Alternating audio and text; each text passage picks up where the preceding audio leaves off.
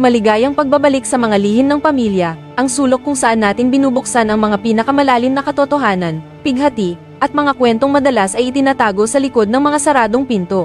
Ang bawat pamilya ay may lihim, ngunit ang lihim na ibabahagi ko sa inyo ngayon ay tiyak na dudurog sa inyong puso at magpapabago sa pagtrato ninyo sa inyong mga magulang. Isipin mo, paano kung ang taong nag-aruga at nagbigay ng buong buhay para sa iyo ay biglang maging isang anino na lang at pabigat sa sarili mo mismong tahanan? Makinig ng mabuti, dahil ganito ang simula ng kanyang hapis. Inilipat na nila ang aking silya sa sulok, bulong ko sa aking sarili habang ang aking mga mata ay nakatitig sa maingay, kalawangin, at laging may alikabok na bentilador sa kisame na tila walang kapaguran sa pag-ikot. Sabi ni June sa akin kahapon, "Diyan ho kayo sa gilid, Nay, para hindi kayo humarang sa mga dinadaanan ng mga bata." Batid ko naman na ginawa niya iyon para sa kaligtasan, upang hindi ako mabuwal o mabangga ng mga malilikot kong apo kapag nagtatakbuhan sila sa sala, at marahil, upang matapos na rin ng mabilis ang aming pag-uusap. Mahinahon at banayad ang pagkakasabi niya, walang bakas ng galit, ngunit sa aking pandinig at marupok na puso, parang ipinapahiwatig niya na ang isang lumang plato na wala ng pakinabang at gamit ay dahan-dahan ng inililigpit at inilalagay sa isang tabi kung saan hindi ito makakaabala. Tumango lang ako ng dahan-dahan. Sa bahay na ito ng aking anak, natutunan ko na ang tahimik na pagtango ang pinakamabilis at pinakamagandang paraan para hindi na humaba ang usapan at hindi na sila maabala sa kanilang mga ginagawa. Hindi ko naman kayang ipaliwanag sa kanila na masakit ang bawat bahagi ng aking katawan, na ang rayuma ko ay tila nanunuot tuwing sumasapit ang gabi. Habang nakaupo ako rito sa silya sa sala, malinaw kong nakikita ang makapal na alikabok sa mga sulok ng dingding, mga bahaging hindi naabot ng walis ni Gray dahil laging nakaharang ang malaking silya ko. Doon ko dahan-dahang napatanto na unti-unti na rin akong nagiging isang lumang gamit, isang bagay na kailangang iwasan, iwanan, o ikubli ng pamilyang ito upang mapanatili ang ganda ng kanilang modernong tahanan. Inilipat na nila ang silya ko sa sulok. Araw-araw, walang ibang tanawin ng aking mga mata kundi ang likod ng aking manugang na si Gray habang nagluluto siya sa kusina. Hindi naman siya masamang tao, sa katunayan, hindi siya nagtataas ng boses at laging maingat sa kanyang mga salita.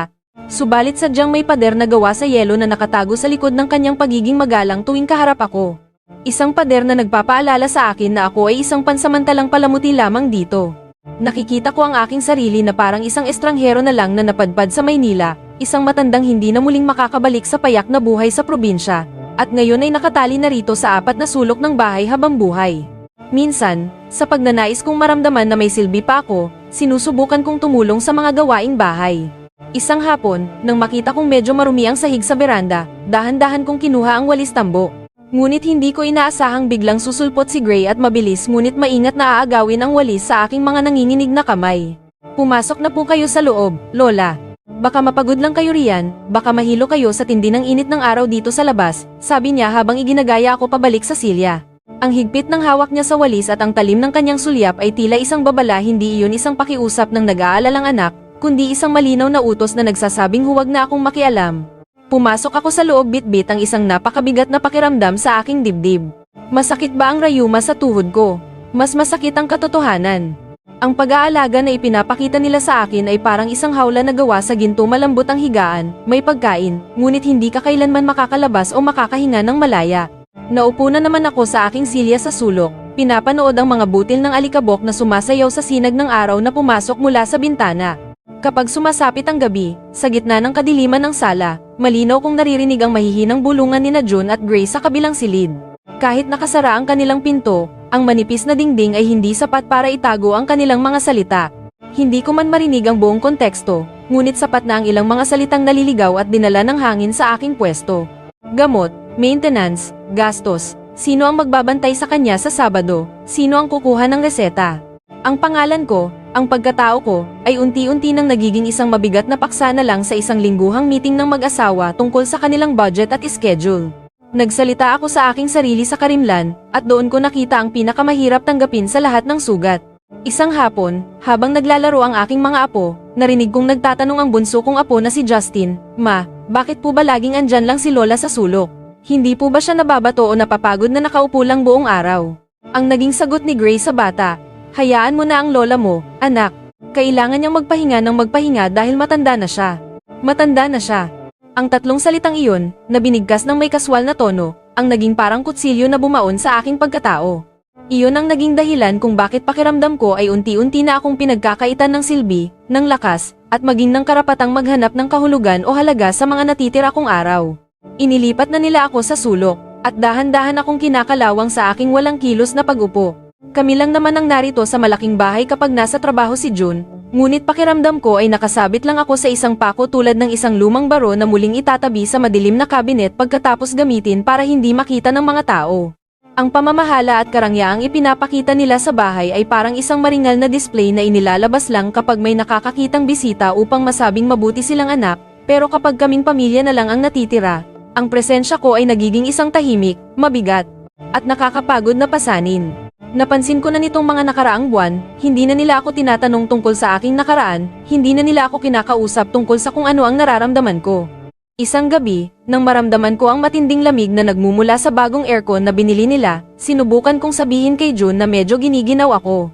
Ngunit ang sagot niya habang nakatitig sa kanyang cellphone ay, "Nay, kumuha na lang kayo ng karagdagang kumot sa cabinet kung malamig." Binalot ko ang aking sarili sa makapal na tela habang nakaupo sa aking silya sa sulok, pilit na pinipigilan ang aking sarili na magreklamo o maglabas ng hinaing, dahil alam ko sa aking loob na ang tunay na lamig na lumalamon sa aking mga buto ay hindi nagmumula sa aircon, ito ay galing mismo sa kanilang pamamahay, sa kanilang malamig na pakikitungo, at sa paraan ng kanilang pagtrato, na tila ba ako ay isang hangin na lang na dumadaan. Minsan, sa sobrang abala ni June at Gray sa pag-aayos ng mga dokumento para sa plano nilang magtayo ng isang maliit na negosyo, nakakalimutan nila ako kapag oras na ng kainan. Hindi ako magrereklamo, ngunit ang masakit ay kapag nakikita ko ang bawat malalim na buntong hininga ni June tuwing tinitingnan niya ang listahan ng aking mga mamahaling gamot para sa alta presyon. Gusto ko siyang lapitan, gusto ko siyang yakapin tulad ng ginagawa ko noong maliit pa siyang bata na umiiyak, gusto kong sabihin sa kanya, "Anak, ayos lang ako, huwag mo na akong bilhan ng mga gamot na iyan kung nahihirapan ka," pero alam kong magagalit lang sila. Sasabihin nilang, "Huwag na kayong mag-isip ng kung ano-ano, Nay. Kaya namin ito, obligasyon namin ang malasakit na ito." Ngunit ang malasakit nilang iyon na walang kasamang init at pagmamahal ay naging isang napakataas na pader na hindi ko kailanman matibag-tibag. Isang hapon, habang nagmamadaling naglilinis si Gray sa sala dahil may darating silang mga importanteng bisita, nabangga ng kanyang siko ang aking paboritong baso na nasa ibabaw ng maliit na mesa. Ang basong iyon ay galing pa sa aming lumang bahay sa probinsya, ang tanging natitirang piraso ng aking nakaraan na nagpapaalala sa akin sa aking yumaong asawa, at sa panahong ako pa ang nagluluto sa sarili kong kusina. Sa isang kurap ng mata, gumuho ito sa sahig at nabasag. "Ay, sorry po, Lola," sabi ni Gray habang mabilis na kinuha ang dustpan upang ipunin ang mga basag na piraso. "Luma at gasgas na rin naman kasi ang basong ito, Nay. Hayaan ninyo, bibili na lang si June ng bago at mas magandang baso para sa inyo." Hindi niya alam na hindi lang basta salamin ang nabasag sa hapon na iyon. Ang bawat piraso ng baso, na itinapon niya ng walang pag-aalinlangan sa basurahan ay bahagi ng aking kasaysayan, mga alaala ng aking kabataan na tuluyan ng natapon at itinuring na basura sa bahay na ito. Gusto kong maiyak, gusto kong sumigaw, ngunit walang kahit isang patak ng luha ang lumabas sa aking mga mata. Ang sakit ay nanatili lang na nakabara sa aking lalamunan, parang isang malaking bato na hindi mo mailunok at hindi mo mailabas. Tumango lang ako ulit ng tahimik. Ano pa ba ang karapatan at magagawa ng isang matandang nakaupo sa sulok kundi tanggapin ang pagkawala ng kanyang mundo? Tuwing gabi, bago sila tuluyang matulog at patayin ang mga ilaw, lalapit sa akin si June upang iabot ang aking huling serye ng mga tableta. "Nay, okay lang ba kayo? May kailangan ba kayong anuman bago kami matulog?" tanong niya habang inaayos ang dulo ng aking kumot. "Wala na, anak, ayos lang ako." "Salamat," ang palaging sagot ko, bit-bit ang isang pilit ng ngiti. Iyon ang pinakamabilis at pinakasinungaling na pangungusap na binibigkas ko gabi-gabi dahil ayokong maramdaman nila na marami akong hiling, ayokong isipin nila na ako ay isang malaking pabigat na kailangang pasanin ng kanilang pamilya. Tinitingnan nila ako tuwing umaga hindi bilang ang nanay na nag-aruga, nagpakain, at nagpuyat para sa kanila noong wala pa silang muwang, kundi bilang isang pasyente, isang obligasyon, o isang checklist na kailangang matapos bago sumapit ang gabi. Nakikita ko ang labis na pagod at stress sa mga balikat ni June, nakikita ko ang kanyang mga sakripisyo, kaya pinipili ko na lang ang manahimik, at magpanggap na walang nararamdaman. Ang aking katahimikan ang tanging regalo at huling sakripisyo na maibibigay ko sa aking anak sa gitna ng kanyang abala at magulong buhay sa lungsod. Napansin ko rin na nitong mga nakaraang linggo, unti-unti nang nagbabago ang aking paningin, lumalabo na ang mga mukha at ang paligid, ngunit sa kakaibang paraan. Lalong lumilinaw sa aking puso ang mga bagay na ayokong makita at maramdaman. Nakikita ko ang kanilang pagtitiis, nakikita ko ang kanilang mga palitan ng sulyap na puno ng pagod tuwing hihingi ako ng tulong para pumunta sa banyo. Alam ko na hindi nila sinasadya na iparamdam ito, alam kong mahal nila ako bilang ina, pero iyon ang pinakamasakit sa lahat na kahit sa likod ng kanilang kabutihan at mga mamahaling bitamina, nararamdaman ko ang aking unti-unting pagkawala ng halaga bilang tao. Inilipat na nila ang silya ko sa sulok, at sa sulok na iyon, tila ba dahan-dahan ko na lang na hinihintay ang aking huling paglipat ang paglipas patungo sa isang universo kung saan hindi na ako kailangang iwasan ng aking mga mahal sa buhay, at hindi na ako magiging sanhi ng kanilang mga buntong hininga. Minsan, kapag iniwan nila akong mag-isa habang natutulog sila, nananaginip ako ng mga lumang alaala. Nandoon ako sa dati naming payak na bahay sa probinsya, nakatayo sa harap ng lumang kalan na ginagamitan ng patpat at kahoy, masayang nagluluto ng paborito nilang adobo. Sa panaginip na iyon, ang boses ko ay malakas at naririnig ng lahat, ang aking mga kamay ay matitibay at walang panginginig. Nararamdaman ko ang tunay at natural na init ng sikat ng araw sa aking balat, hindi ang artipisyal na lamig ng kwartong ito. Sa panaginip ko, hindi ako isang matandang nakaupo lang sa sulok at naghihintay ng limos na pansin, ako ang ina, ako ang reyna, ako ang may-ari ng aking sariling kapalaran at mundo. Ngunit ang unang sasalubong sa aking paggising tuwing umaga ay ang nakakarinding tunog ng bentilador at ang masangsang na amoy ng pamahid na ipinunas ni June sa aking mga binti kagabi upang maibsan ang kirot. Babalik ako sa realidad, na ang tanging silbi ko na lang sa mundong ito ay ubusin ang mga makukulay na gamot na maingat nilang inihahanda sa ibabaw ng lamesa habang unti-unti na namang nagdidilim ang langit sa labas ng bintana. Isang araw, dumating ang kapatid ni June, ang aking bunsong anak na bihira kong makita dahil sa malayo ang kanyang pinagtatrabahuhan. Nay, parang pumapayat po kayo ah. Maayos po ba ang kain ninyo rito? Tanong niya habang mahigpit na hinahawakan ang aking malamig na kamay. Sa sandaling iyon, nagunahan ang mga salita sa aking isip, gusto ko sanang sabihin sa kanya ang lahat ng lungkot ko, gusto ko sanang umiyak sa kanyang balikat at sabihin na hindi ako okay sa bahay na ito, napakiramdam ko ay isa na lang akong anino. Ngunit nang makita ko ang matalas at nagbabantang sulyap ni Gray mula sa pintuan ng kusina, napilitan akong lunukin muli ang aking mga hinaing. Ngumiti ako ng pilit, pinilit kong gawing masigla ang aking boses, at sinabi, ayos lang ako rito, anak. Napakabuti ng kapatid mo at ni Gray sa akin. Nakakapahinga ako ng maayos dito sa sala. Ang salitang pahinga na aking binigkas ay naging kasing kahulugan na lang ng pagpaparaya at pagpapakumbaba. Habang nagtatawanan at nagkukuwentuhan silang lahat sa gitna ng sala tungkol sa mga bagong gadget na kanilang nabili, walang kahit isa sa kanila ang nakapansin na hindi na ako kasali sa usapan. Nag-uusap sila tungkol sa mga taong hindi ko kilala, sa mga modernong bagay na hindi ko maintindihan, at sa mga lugar na alam kong hindi ko na kailanman mararating dahil sa aking mahihinang binti. Doon ko naramdaman ang pinakamabigat at pinakamatinding uri ng lungkot na maaaring maranasan ng isang magulang, ang lungkot na pisikal mong ang kasama ang iyong sariling pamilya sa loob ng isang marangyang bahay.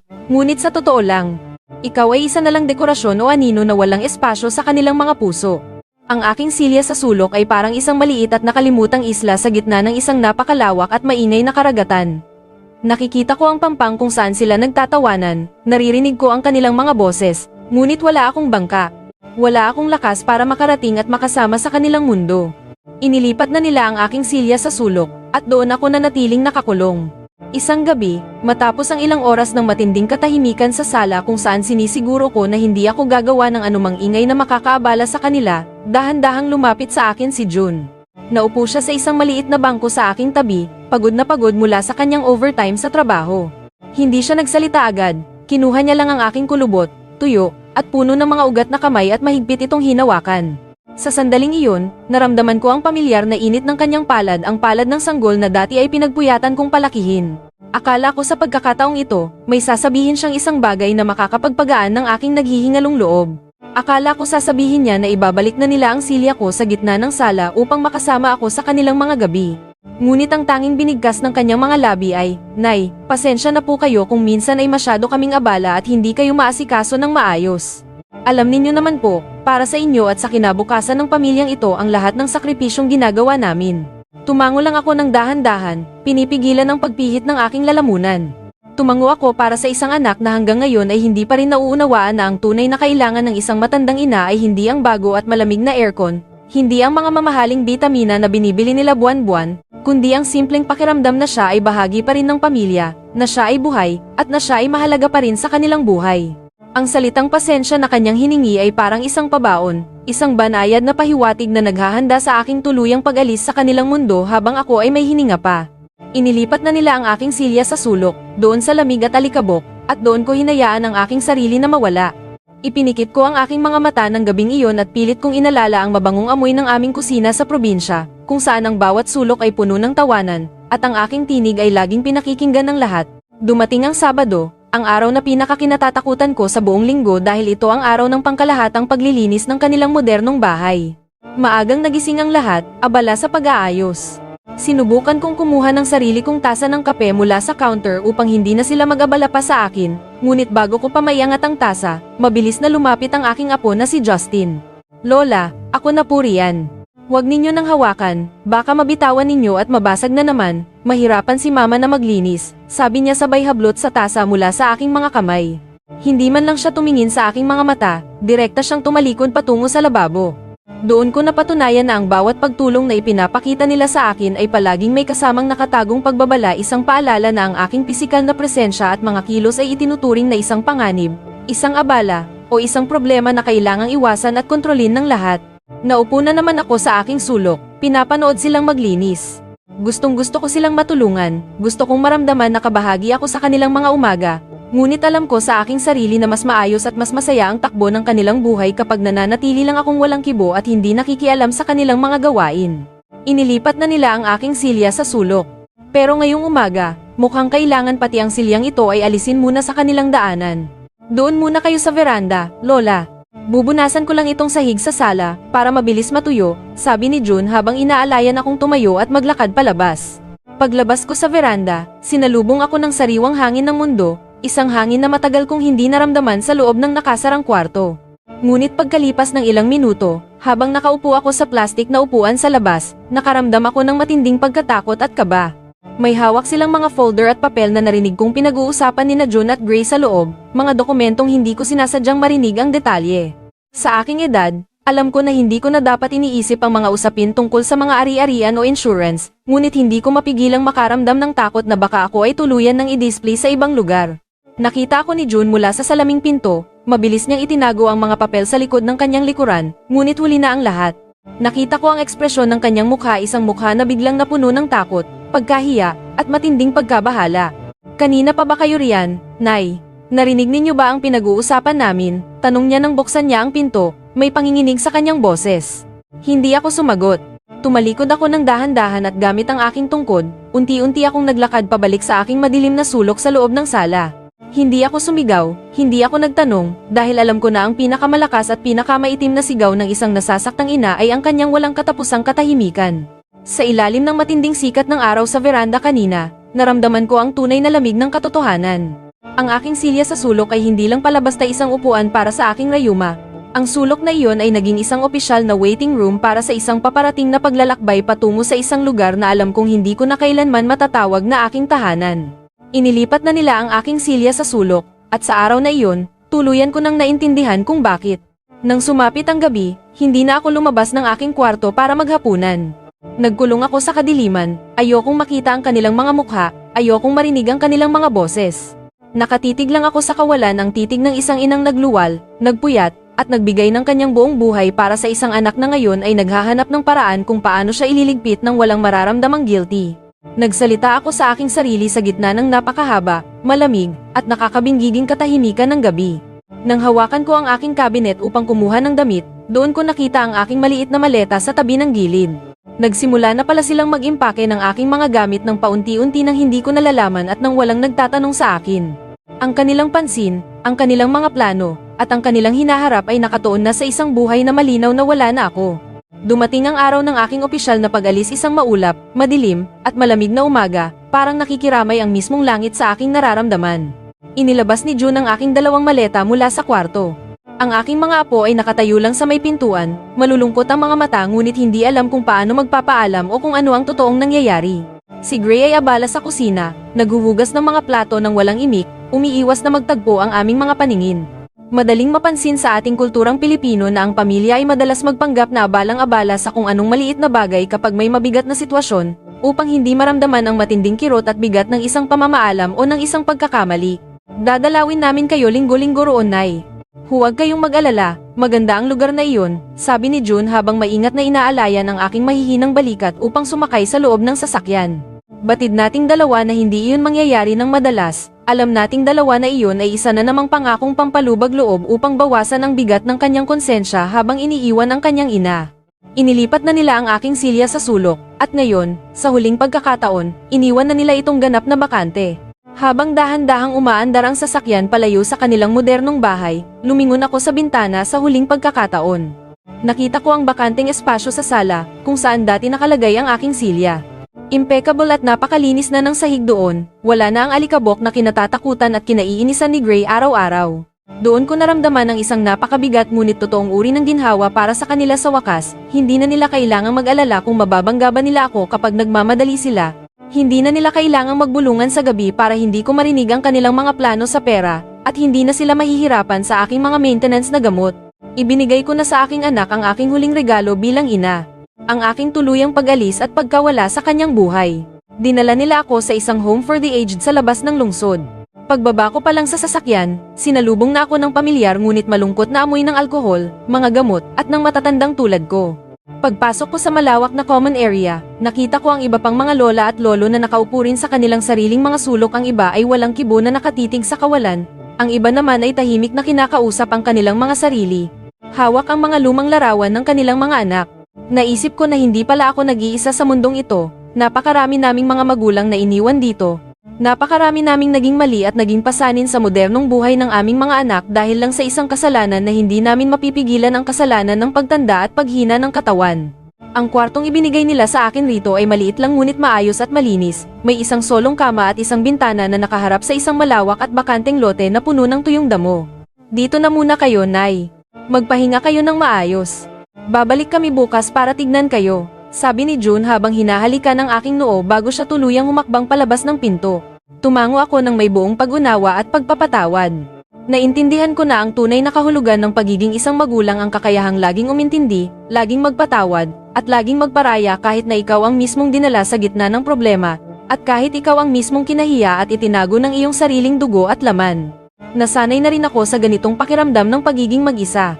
Habang nakadungaw ako sa bintana, pinapanood ang paglubog ng araw, may dahan-dahang lumapit sa aking tabi na isang matandang babae. Puting-puti na ang kanyang buhok at may hawak siyang isang lumang panyo. Bago ka lang ba rito, kapatid? Malumanay niyang tanong sa akin. Tumango ako nang walang tunog. Tinuro niya ang direksyon ng pinto gamit ang kanyang tingkon at nagtanong ulit, umalis na ba ang anak mo? Iniwan ka na ba nila? Tumango ako ulit habang nakatitig sa bakanteng lote sa labas. Ngumiti siya sa akin, isang ngiti na puno ng malalim na lungkot, pagtanggap, at karunungan ng isang taong matagal nang narito. Huwag kang mag-alala, Sinta. Darating ang araw, at masasanay ka rin sa matinding katahimikan dito sa loob. Sa simula lang masakit, sa simula mo lang bibilangin ang mga araw ng kanilang pagdating na hindi naman mangyayari. Ngunit pagdating ng tamang panahon, ikaw na mismo ang mawawalan ng kagustuhang makita sila kapag bumibisita sila. Dahil sa bawat sulyap mo sa kanila, malinaw mong makikita sa kanilang mga mata na mas masaya, mas magaan, at mas payapa ang kanilang buhay nang wala ka. Hindi ako nagsalita, hindi ako sumagot, dahil alam ko sa aking puso na iyon ang pinakamasakit na katotohanan na pilit kong itinatago at itinatanggi sa aking sarili sa loob ng maraming taon. Inilipat na nila ang aking silya sa sulok, at sa sulok na ito ng aking huling tahanan, natutunan ko ng yakapin at tanggapin ang aking naging kapalaran. Batid ko na hindi lahat ng kwento ng isang ina sa mundong ito ay nagtatapos sa isang masaya at maringal na pagdiriwang kasama ang kanyang mga pinagpuyatang anak. Hindi ko na pinangarap ang ibalik ang buhay na wala na sa akin, hindi ko na hiniling ang mga yakap na alam kong pilit. Nakatingin ako sa malayo, sa papalubog na araw sa sipayo ng bakanteng lote, malaya na silang mamuhay ngayon nang walang iniisip na obligasyon bukas, walang inisip na pananagutan sa isang matandang may sakit, at walang alikabok na kailangang linisin araw-araw. At marami sa atin ang makakaranas ng ganitong uri ng pagtatapos, kahit gaano pa naging kasing sarap, kasing kulay, at kasing ganda ang ating nakaraan noong tayo pa ang lakas ng kanilang mga hakbang. Sa huli, inilibing na nila ang aking presensya sa sulok ng mundong ito, pero sa sulok na ito na aking kinalalagyan, ako na ang tunay na may-ari ng aking sariling katahimikan. Ipinikit ko ang aking mga napapagod na mata, naramdaman ko ang huling hapis ng aking buhay na dahan-dahang gumagapang at nanunuot sa aking mga buto. Wala nang galit sa aking puso, wala nang luha sa aking mga mata, kundi isang malalim na pagtanggap na ang pagtanda at ang pagiging magulang ay isang mahaba, tahimik, at mapait na proseso ng paglalaho. Sa huling sandali ng aking hininga, hindi naman na mahalaga kung nasaan ka o kung sino ang nasa tabi mo, ang tanging mahalaga ay ang katahimikan at kapayapaang dala mo sa loob ng iyong sariling puso bago mo tuluyang hayaan ang iyong sarili na maglaho sa darating na dilim. At doon nagtapos ang mahabang gabi ng isang inang nagparaya, na sa kabila ng tindi ng sakit ay piniling iwanan ang katahimikan bilang kanyang huling regalo ng pagmamahal. Ang pamilya ay dapat na isang ligtas na kanlungan, hindi isang hawlang puno ng lamig at pagwawalang bahala. Kung ang kwentong ito ay nag-iwan ng aral at dumurog sa inyong mga puso, huwag ninyong kalimutang i-like ang video na ito at mag-subscribe sa mga lihim ng pamilya. Pindutin din ang bell icon para palagi kayong kasama sa bawat lihim at kwento ng buhay na ating bubuksan. Ibahagi ito sa inyong mga anak at mahal sa buhay. Maraming salamat sa inyong pagsubaybay, at hanggang sa muling pahina ng buhay.